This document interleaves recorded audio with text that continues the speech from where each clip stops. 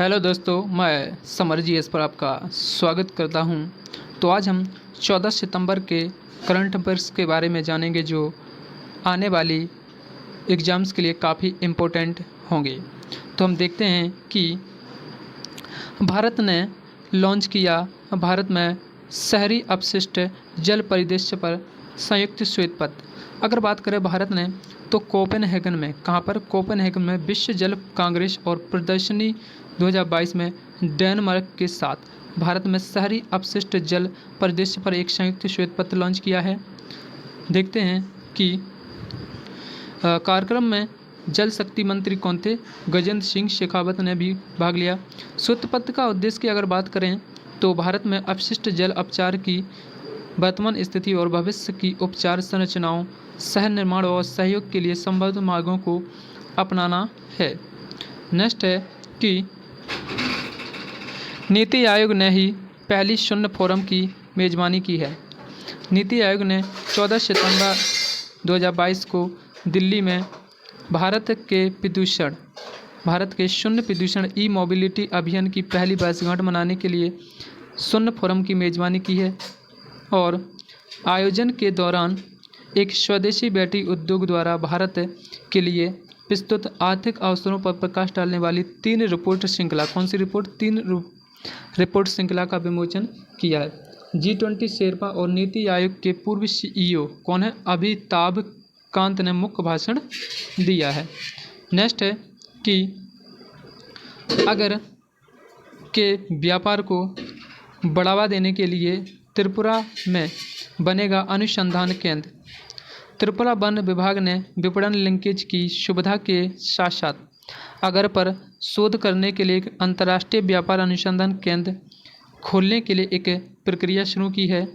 अगर बात करें अगर की, तो अगर एक इकोलेरिया मलाकेंसिस एक सदाबहार पेड़ है जो त्रिपुरा में बहुतायत में उगता है। अगर की लकड़ी का उपयोग धूप, इत्र और छोटी नक्काशी में किया जाता है। राज्य भर में अगर के पेड़ों की संख्या गणना के लिए सर्वेक्षण पहले से ही चल रहा है। नेक्स्ट है कि देखते हैं, अगर त्रिपुरा के बारे में इम्पोर्टेंट फैक्ट देखेंगे तो त्रिपुरा पूर्वोत्तर भारत में स्थित एक राज्य है। यह देश का तीसरा सबसे छोटा राज्य है। अगर बात करें देश का तीसरा सबसे छोटा राज्य कौन है तो त्रिपुरा है। यहाँ की राजधानी अगरतला है। और अगर बात करें मुख्यमंत्री यानी कि CM की तो माणिक शाह और राज्यपाल सत्यदेव नारायण आर्य हैं। अगर जनसंख्या की बात करें तो 3,67,01,032 है। और अगर साक्षरता दर की बात करें तो 87.75% यहाँ की साक्षरता है। अगर यहाँ की बात करें नदियाँ की तो त्रिपुरा राज्य में गोमती, कोहा, मुहुरी आदि नदियाँ यहाँ पर बहती हैं। और यहाँ की अगर जनजातियाँ की बात करें तो जमातिया, चकमा और लोसाई, ये कहाँ की इम्पोर्टेंट जनजातियाँ त्रिपुरा राज्य की इम्पोर्टेंट जातियाँ हैं।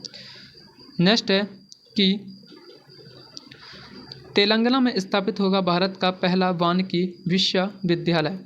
तेलंगाना ने हैदराबाद में वन कॉलेज और अनुसंधान संस्थान FCRI को एक पूर्ण विश्वविद्यालय में प्रस्तावित करने का निर्णय लिया गया है। तेलंगाना विधानसभा ने वानिकी विश्वविद्यालय UOF अधिनियम 2022 को मंजूरी दी है। वानिकी विश्वविद्यालय देश में अपनी तरह का पहला विश्वविद्यालय। अगर बात करें कि वानिकी विश्वविद्यालय देश में अपनी तरह का पहला विश्वविद्यालय है, कहाँ पर है? तेलंगाना राज्य में है।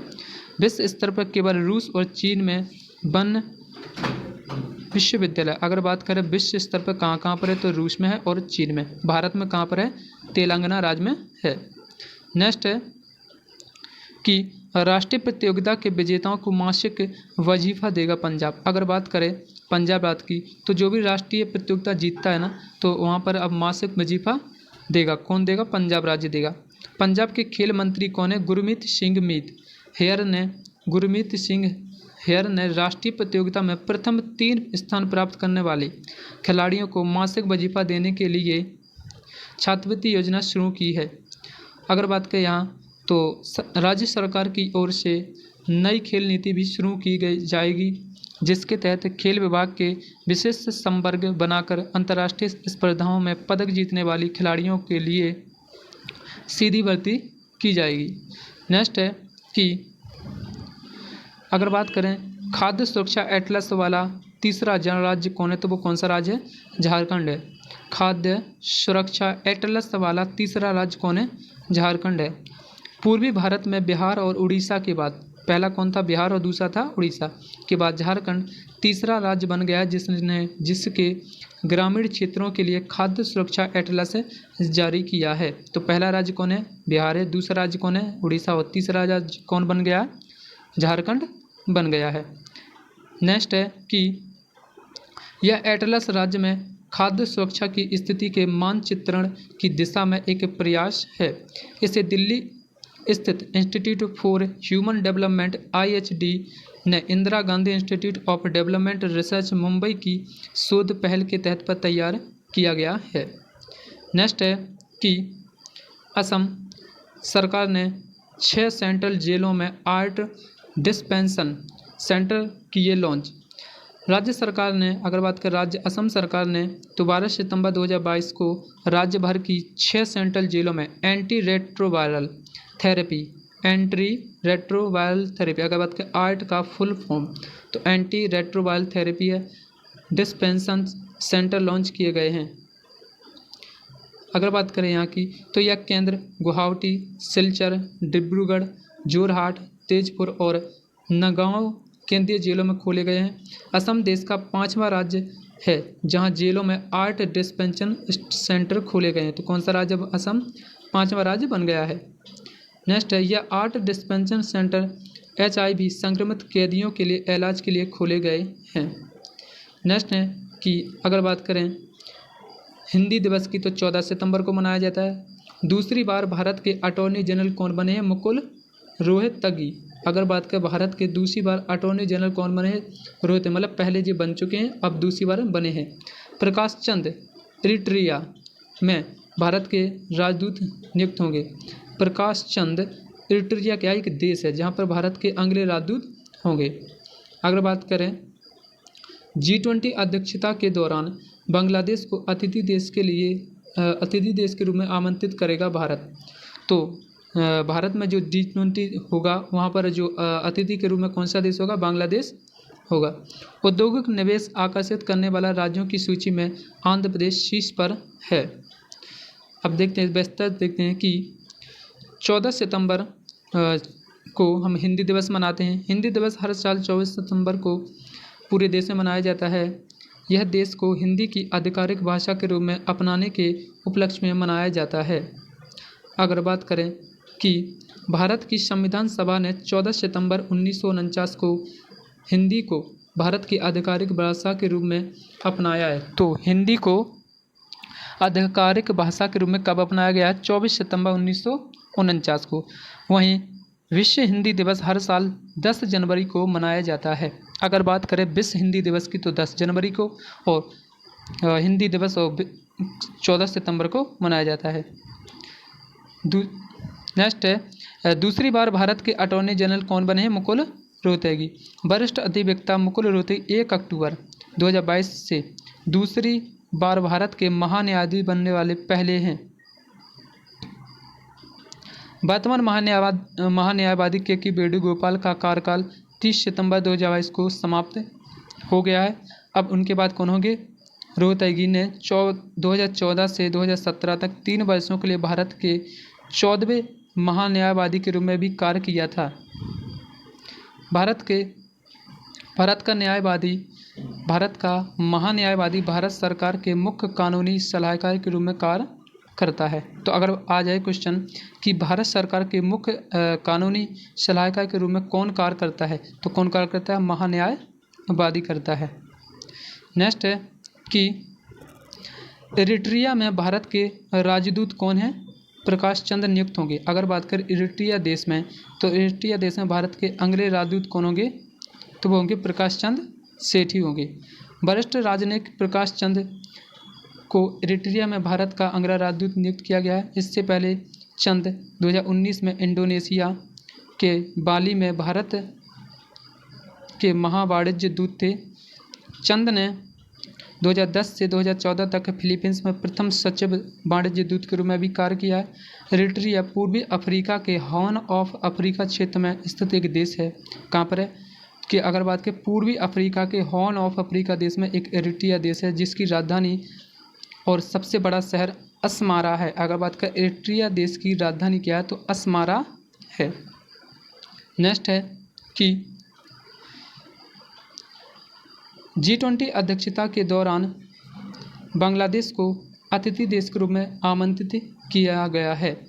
तो अगर बात करें अतिथि देशों को आमंत्रित करने की G20 परंपरा के अनुसार भारत ने बांग्लादेश को अपनी अध्यक्षता के दौरान G20 बैठक में भाग लेने के लिए अतिथि देश के रूप में आमंत्रित किया गया है। बांग्लादेश के अलावा भारत मिस्र, Mauritius, Netherlands, Nigeria, Oman, Singapore, Spain, UAE को भी अतिथि देशों के रूप में नामांकित किया गया है। भारत दिसंबर 2022 में कब भारत दिसंबर 2022 से नवंबर 2023 तक एक वर्ष के लिए G20 की अध्यक्षता करेगा। अगर बात करें नेक्स्ट है कि उद्योगों के निवेश आकर्षित करने वाले राज्यों की सूची में आंध्र प्रदेश प्रथम स्थान पर है। औद्योगिक संवर्धन और आंतरिक व्यापार, कौन सा? उद्योग संवर्धन और आंतरिक व्यापार विभाग की एक रिपोर्ट के अनुसार 2022 के पहले 7 महीनों में औद्योगिक निवेश आकर्षित करने वाले राज्यों की सूची में आंध्र प्रदेश पहले स्थान पर है। उसके बाद अगर बात करें कि आंध्र प्रदेश और उड़ीसा को संयुक्त रूप से कुल निवेश का 45% प्राप्त हुआ है। कुल मिलाकर भारत को जुलाई 2022 के अंत तक 1,71,285 करोड़ रुपए का औद्योगिक निवेश प्राप्त हुआ है। नेक्स्ट है कि नौसेना अभ्यास ककाडू में भाग लेंगे INS सतपड़ा और P-81। INS सतपड़ा और P-81 समुद्री गश्ती विमान बहुराष्ट्रीय नौसेना अभ्यास ककाडू में भाग लेने के लिए 12 सितंबर से 22 को ऑस्ट्रेलिया के डार्विन पहुंचे हैं। अगर बात करें इसकी तो अभ्यास की मेज़बानी रॉयल ऑस्ट्रेलियाई नौसेना द्वारा की जा रही है। बंदरगाह और समुद्र दोनों में 2 सप्ताह तक चलने वाले इस अभ्यास में 14 सेनाओं के जहाजी और समुद्री विमान शामिल होंगे।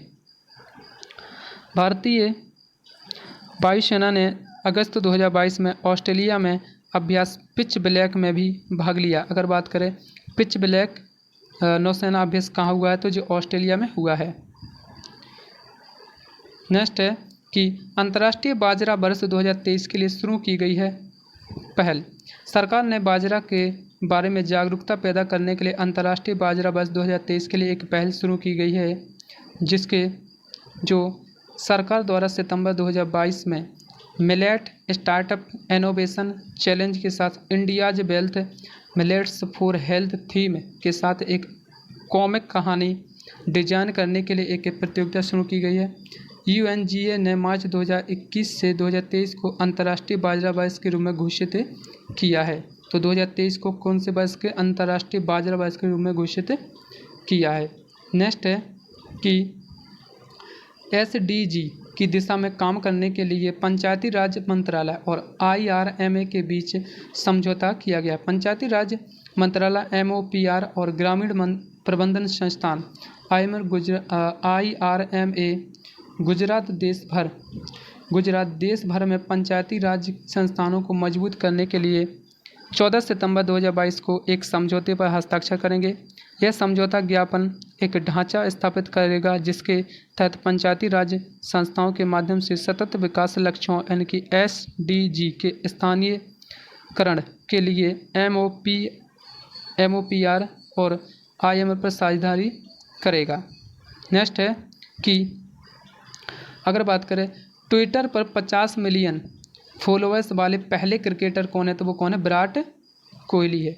विराट कोहली ट्विटर पर 50 मिलियन फॉलोअर्स तक पहुंचने वाले पहले क्रिकेटर बन गए हैं। अगर उनकी बात करें तो 2022 की शुरुआत में कोहली इंस्टाग्राम पर भी 200 मिलियन से अधिक फॉलोअर्स वाले पहले भारतीय बन गए। अगर बात करें इंस्टाग्राम पर या ट्विटर पर। तो इन पर दोनों में सबसे ज़्यादा फॉलोअर्स किसके हैं? विराट कोहली के। विराट कोहली ने हाल ही में दुबई में अफगानिस्तान के खिलाफ भारत के अंतिम सुपर 4 संघर्ष में 61 गेंदों में 122 रनों की नाबाद पारी खेली 1020 दिनों के बाद अंतर्राष्ट्रीय शतक बनाया है।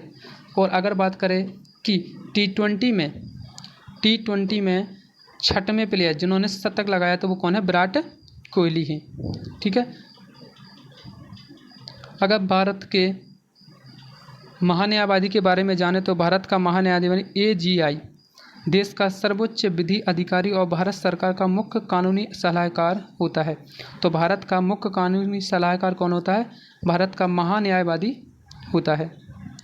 अगर बात करें AGI की, तो AGI की नियुक्ति भारत के राष्ट्रपति द्वारा संविधान के अनुच्छेद 76(1) के द्वारा की जाती है। केंद्रीय मंत्रिमंडल की सलाह पर की जाती है। तो AGI की नियुक्ति राष्ट्रपति द्वारा संविधान के अनुच्छेद 76(1) के तहत केंद्रीय मंत्रिमंडल की सलाह पर की जाती है। सॉलिसिटर जनरल महान्यायवादी के सहायक के रूप में कार्य करता है। इसका गठन की अगर बात करें तो 1950 में हुआ था। वर्तमान AGI कौन है? के वेणुगोपाल 15वें हैं। प्रथम AGI कौन थे? MC शीतल बाड़ा थे। कौन थे? शीतल बाड़ा। तो अगर आपको हमारा चैनल अच्छा लगा हो और पढ़ाने का तरीका अच्छा लगा तो लाइक शेयर सब्सक्राइब जरूर करें। Thank you.